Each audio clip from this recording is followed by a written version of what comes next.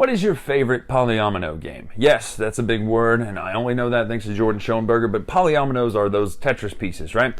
What is your favorite polyomino placement game? Now, there are a lot of them out there. When I last asked that question of the day, 100 videos or so, there weren't as many out there, but now there are tons, and they all do different things now, and certain ways to play, like Isle of Cats is not the same as Baron Park, right? So today we're taking a look at Kodama Forest. This is in the Kodama series from Indie Boards and Cards, which is, Kodama 3D, Kodama Duo, Kodama, what's the original one called? Heck, my mind just blanked. I think it may just be Kodama. But the point is, this is Kodama Forest, which is a between two forest style of game, if you know what I mean. Let's take a look at how it plays. We'll come back up, talk final thoughts right now.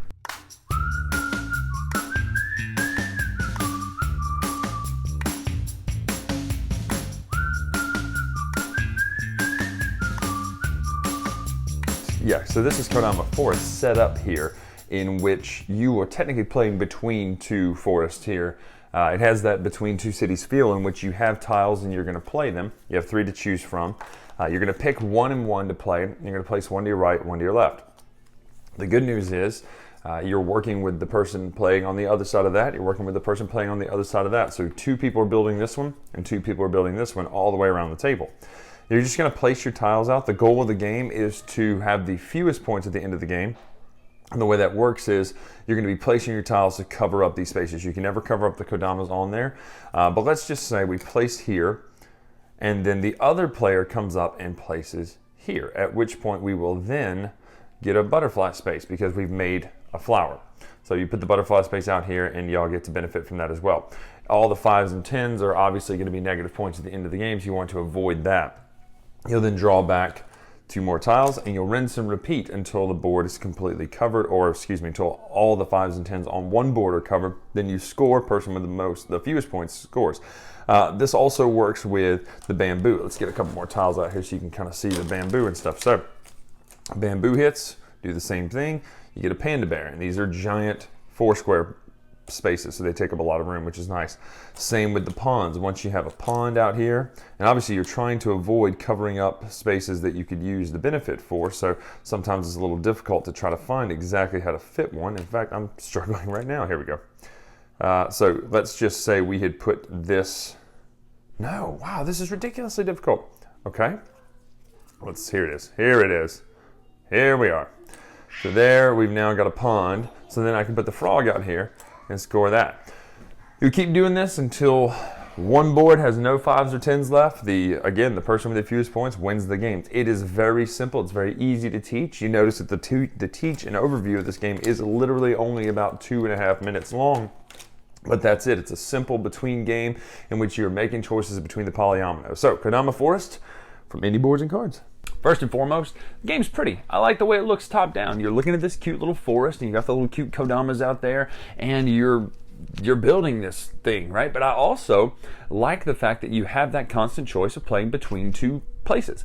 You have to equally play good on both boards because your lowest score is the one that scores. And so you want to do the best you can at both. Now, you can kind of see which one is doing better and really play towards that. But at the end of the day, you still benefit by, we can get the bonus here, we can get the bonus there.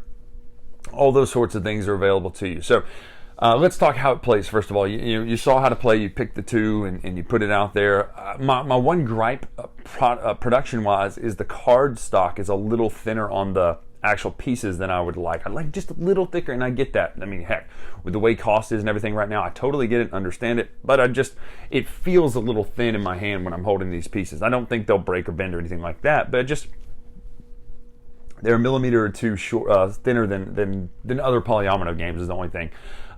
Again, keeps production costs down, I get that, but you can definitely feel a little bit of a difference. Not a real deterrence because it doesn't have anything to do with how the game plays, but I like between 2 style games. Now, it was created with between 2 cities that I know of, but I like the idea that you're not playing a single board, you're playing 2 games, and you have to do good on either game. I like the way this one looks. I like the way this one handles the between style. I like the way the bonuses work, that you put the bonuses out there, you get them. All in all, this is a fun game. It's a really great, quick game to play. This is a perfect game night game because you can easily teach it. You can teach it so fast, and people can play it. And it's that game that you play between the meaty games. It's not meant to be Twilight Imperium. It's not even meant to be, viticulture or anything like that. It's meant to be a quick game that you play. You put some thought into. You analysis paralysis light a little bit on each turn. Which one do I pick? But at the end of the day, it plays and moves at a smooth clip. So, fun game. If you like the between styles, this is definitely for you. Definitely go pick up this one. If you're not a fan of between styles, I actually think this one might be the one to get you into those because it's less thinky, less mathy. It doesn't score the same way the other ones score. This one scores like a simple polyomino game. But if you were to just play it as a polyomino take and place, you wouldn't like it because it's the between polyomino take and place. That makes it better. So I like this game. I would recommend this game. I played it at Gen Con for the first time, had a blast with it. So check out Kodama Forest from Indie Boards and Cards. I'm Bryan Drake on the Dice Tower. Make sure to follow us on Twitter, Instagram, etc. Dice Tower Bryan. Until next time, we'll see you.